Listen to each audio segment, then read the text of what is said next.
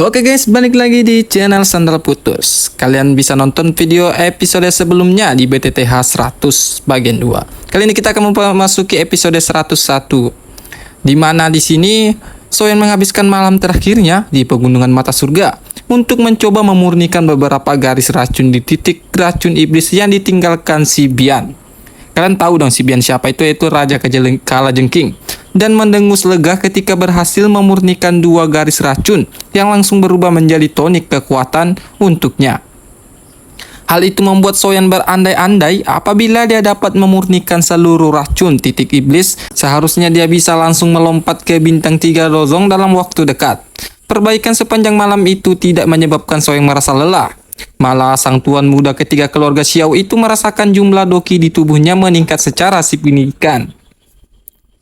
Baru setelah menyelesaikan malam terakhirnya di Pegunungan Mata Surga, Soyan melompat dari tempat tidur dan berjalan keluar dari ruangan, di mana para petinggi suku tikus penelan emas termasuk Jinsi dan Jinsu telah menunggunya.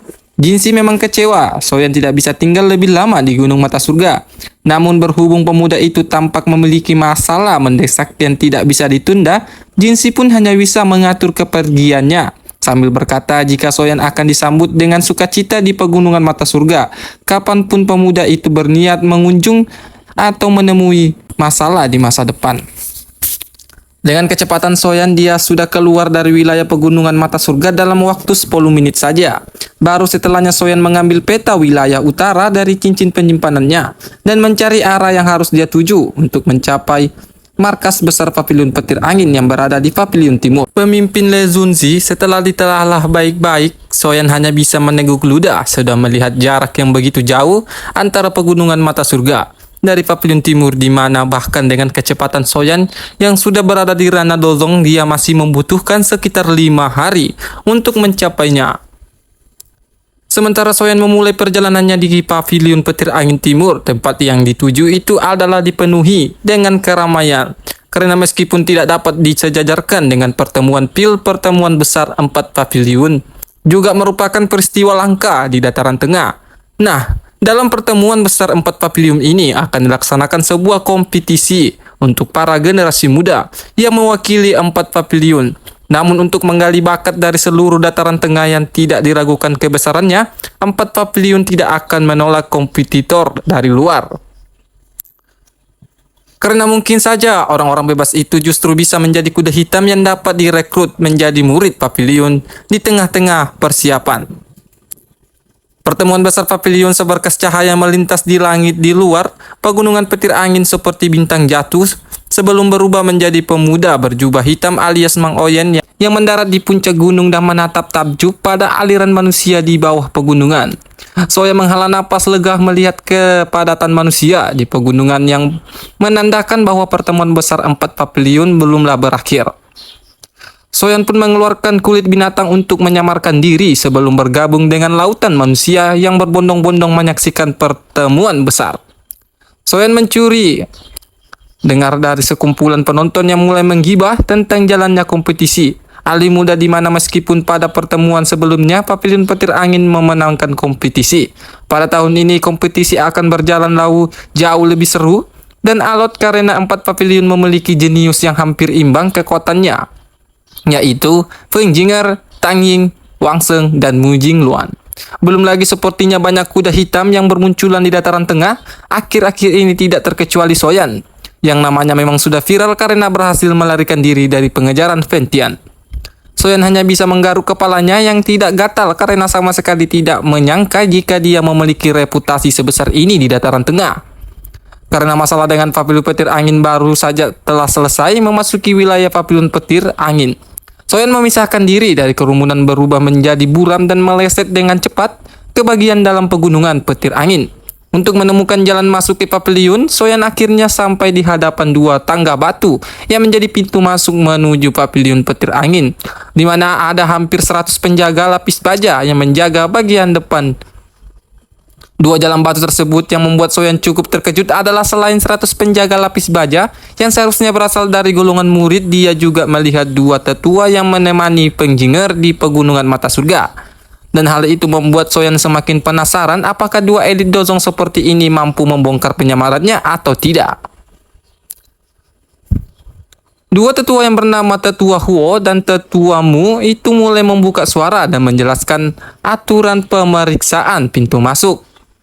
Pavilion luar ataupun pavilion dalam rangka mengikuti pertemuan besar ini, bagi siapapun yang berniat mengikuti kompetisi ini harus memenuhi beberapa persyaratan, termasuk mencapai bintang 3 Dong Huang, berusia dari 30 tahun, dan mampu menahan 5 serangan darinya.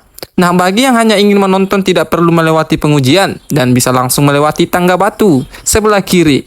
Tetua sempat meminta Soyan untuk menjajal peruntungannya di tangan kanan karena tetua pavilion petir angin itu mampu merasakan jika pemuda bertopeng itu memiliki kualifikasi untuk melewati pengujian. Namun Soyan menolaknya dengan halus berkata jika dia hanya ingin mencari seseorang dan buru-buru menghilang. Di depan tatapan bingung semua orang, jalan batu itu sangat panjang dan sekilas tampak seperti ular berkelok-kelok yang mengikuti pegunungan sampai ke puncak. Jalan pegunungan itu segera mengeluarkan banyak seruan ketika mereka melihat burung bangau 7 warna melintas di langit, menandakan bahwa nona muda pavilion petir angin juga telah sampai di lokasi kompetisi. Soyan lembut ketika melihat sosok kecantikan penjinger, berpikir jika sepertinya pemenang kompetisi kali ini adalah cewek jutek itu. Berhubung dari 4 jenius, pavilion hanya penjingerlah yang sempat memberinya perasaan berbahaya. Soyan baru saja sampai di puncak gunung ketika melihat lautan manusia memenuhi puncak gunung tersebut. Sehingga tuan muda ketiga keluarga Xiao itu pun segera mencari pohon terdekat untuk nongkrong dan mengamati situasi dengan lebih luas. Setelah nongkrong di pohon, Soyan mampu melihat bahwa sebagian besar gunung adalah sebuah stadion luas yang kemungkinan besar akan menjadi tempat kompetisi digelar. Nah, beberapa saat kemudian suara gong tiba-tiba menggema di Gunung Petir. Diikuti dengan kemunculan kilatan guntur yang membawa 4 sosok duduk di kursi kayu perak, termasuk salah satunya Ventian. 4 orang itu tidak lain dan tidak bukan adalah pemimpin 4 pavilion petir angin, di mana hati Soyan langsung melonjak ketika melihat salah satu dari 3 sosok selain Ventian itu mengeluarkan aura yang sangat agung, membuat Soyan langsung tahu dalam sekali lihat jika sosok itu adalah pemimpin tertinggi pavilion petir angin, gurunya penjinger, dan juga kepala pavilion petir angin di timur alias Le Zunzi. Belum sampai selesai Soyan menganalisi kekuatan 4 pemimpin pavilion petir angin, suara angin yang menusuk telinga sekali lagi menggema di atas gunung. Saat berubah pedang besar berukuran lebih dari 100 kaki membela langit sebelum bergetar dan berubah menjadi 2 sosok yang perlahan duduk di atas kursi kayu perak. 2 sosok itu adalah Tang Yin dan gurunya yang juga pemimpin pavilion 10.000 pedang yang bernama Jian Sunse. Kemunculan Jian Sunse langsung membuat atmosfer stadion menjadi sangat panas dan menjadi semakin panas lagi setelah cahaya hitam pekat meleset dari kaki gunung, membawa 2 sosok berambut merah yang tidak lain adalah kepala pavilion musim semi kuning, Huang Junsunsi. Huang Junsunsi dan muridnya Wang Chen, 3 dari 4 kepala pavilion besar telah tiba, membuat Jian Sunsi mengudarakan tawa meledek mengatakan jika Peng Zunzi selaku orang paling cepat di antara mereka pasti selalu datang paling belakangan. Dan tepat ketika itulah raungan naga menggema di atas gunung, diikuti dengan munculnya angin puting beliung besar yang membawa 2 sosok mendekati kursi kayu perak. Soyan sudah melihat Mujing Luan sebelumnya, jadi dia pun tidak menatap si Lole gemas lama-lama dan segera mengalihkan tatapannya kepada laki-laki tua yang ada di sampingnya. Orang tua itu menggunakan jubah hijau dengan rambut putih panjang yang tersebar di bahunya. Wajahnya tampan dan lepas, meskipun begitu membawa perasaan bahaya yang jauh lebih pekat daripada ketiga dozong lainnya. Kegembiraan melintas di mata Soyan menyadari jika sosok yang dikenal dengan nama Pen Zunzi ini jelas merupakan orang terkuat di antara 4 pemimpin pavilion besar. Hal itu membuat Soyan tanpa sadar melepaskan beban berat di hatinya melihat sosok yang dianggap sebagai teman sejati Abah Yalao, orang yang telah menjalani situasi hidup dan mati bersama Yalao dan seharusnya dia bisa menjadi penolong kunci dalam upayanya menyelamatkan Abah dari aula jiwa suatu saat nanti. Oke guys, mungkin segini aja part 101 part 1-nya ya. Nanti kita tunggu part 2-nya di episode selanjutnya. Bye bye.